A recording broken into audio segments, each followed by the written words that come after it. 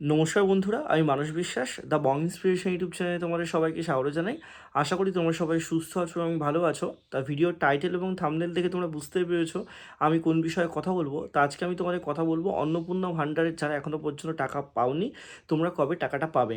তোমরা অনেকেই আমাকে 2-3 ধরে মেসেজ করছে, দাদা তুমি কোনো ভিডিও কেন করছো না, তুমি ভিডিও এত ইরেগুলার হয়ে গেলে কেন। তা বিষয়টা একটা কথা বলি, দেখো আমি অন্যান্য ইউটিউবারদের মতো নই যে প্রত্যেক দিন সেম টপিকে বারে বারে ভিডিও আমি তোমাদের দেবো। আপডেট থাকলে আমি একদিনে 4টে ভিডিও দিতে পারি, কিন্তু আপডেট যদি না থাকে আমি তোমাদের কিন্তু ফালতু কোনো ভিডিও দিয়ে তোমাদের সময় নষ্ট করাবো না। ইতিমধ্যেই তোমাদের অন্নপূর্ণা ভাণ্ডারের চক্করে সময়, অর্থ থেকে শুরু করে সমস্ত কিছুই ব্যয় করে ফেলেছ। এবার আসি আসল আপডেটে। তোমরা ইতিমধ্যেই জানো যে 8 তারিখে একটা বৈঠকের পর থেকে অন্নপূর্ণা ভাণ্ডারের টাকাটা অফিসিয়ালি কবে ছাড়া হবে সেটা নিয়ে কিন্তু কোনো কথাবার্তা হয়নি। শুধু এটাই বলা হয়েছিল যে দ্রুত ভেরিফিকেশন করতে হবে এবং দ্রুত পেমেন্ট ছাড়ার ব্যবস্থাটা করতে হবে। তার মধ্যে দেখা গেছে যে যাদের পেমেন্ট ফেলিয়ার ছিল তারা অনেকেই কিন্তু 9 তারিখে, 10 তারিখে, 11 তারিখ, 12 তারিখে কিন্তু টাকা তারা পেয়েছে, ঠিক আছে। এবং কিছু কিছু জেলাতেও কিন্তু টাকা ছাড়া হয়েছে। কিন্তু এখনও বলবো যে 1 কোটি মানুষ টাকা পেলেও এখনও অনেক এরকম মানুষ আছে যারা কিন্তু টাকা পায়নি, প্রায় 20 লাখ, 30-40 লাখ, বা বিশেষ করে 20 লাখ মতো, 20 থেকে 30 লাখ মতো এখনও মানুষ আছে যারা জেনুইনলি টাকা কিন্তু এই মাসে এখনও পর্যন্ত পায়নি। তা তারা টাকাটা কবে পাবে, তাই এটা নিয়ে কিন্তু গত রবিবার প্রধানমন্ত্রীর যে, সরি, মুখ্যমন্ত্রীর যে অস্থায়ী ভবন, সেখানে কিন্তু সমী ভট্টাচার্য ছিলেন, সেখানে কিন্তু সুকান্ত মজুমদার ছিলেন, সেখানে তোমাদের মুখ্যমন্ত্রী নিজেও হয়তো ছিলেন। সেখানে তারা আলোচনা করেছে।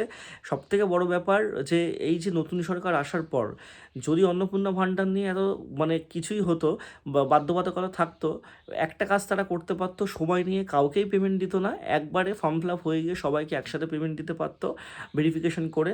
আর না হলে একজনকে পেমেন্ট পেলো, আরেকজন পেমেন্ট পেলো না, কেউ মানে ক্রাইটেরিয়াকে ম্যাচ না করেও পেমেন্ট পেলো, কারো ক্রাইটেরিয়া ম্যাচ থাকা সত্ত্বেও পেমেন্ট পাচ্ছে না, এর জন্য মানুষ কিন্তু ক্ষুব্ধ হচ্ছে। তো একটা সবসময় এই ডেমোক্রেটিক কান্ট্রিতে কিন্তু অ্যাকচুয়ালি মানুষই স্তম্ভ, জনগণই স্তম্ভ, জনগণই সরকারকে আনে, জনগণই সরকারকে কিন্তু বাদ দিয়ে অন্য সরকারকে আনে। তা সেক্ষেত্রে তারা কিন্তু সেই সেম ভুলটা করবে না। তা তোমাদের কিন্তু দ্রুত এই যে স্থানীয় যে নেতামন্ত্রী আছে, স্থানীয় যে কর্মীরা আছে, তাদেরকে দিয়ে যাতে তাড়াতাড়ি আরও ভেরিফিকেশন হয়ে সমস্ত কিছু করে টাকা তাড়াতাড়ি ছাড়া হয় সেটা নিয়ে মিটিং হয়েছে।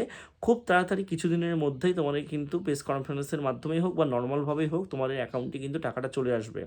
এখনও পর্যন্ত কবে এক্সাক্ট টাকা আসবে সেটা কিন্তু তারা বলেনি, ঠিক আছে। তোমাদের মোটামুটি ধরে রাখতে পারো যে তোমরা কিন্তু আর কিছুদিনের মধ্যেই টাকা তোমরা পেয়ে যাবে যারা এখনও পর্যন্ত টাকা পাওনি। এবার এটাও সত্যি যে অনেক মানুষ কিন্তু জেনুইনলি টাকা পেয়ে গেছে যাদের পেমেন্ট ফেলিয়ার ছিল, কিন্তু অনেক মানুষের এখনও আন্ডার প্রসেস দেখাচ্ছে, এখনও আন্ডার ইনকোয়ারি দেখাচ্ছে। টেনশন করার কোনো প্রয়োজন নেই। ট্রেজারি থেকে যখন ছাড়া হবে টাকা জেলাভিত্তিক, তখন সবাই টাকা পেয়ে যাবে। আর অবশ্যই তোমরা চ্যানেলটার সাথে যুক্ত থেকো, একদম অথেন্টিক আপডেট তোমরা আমার চ্যানেলে পাবে। ধন্যবাদ।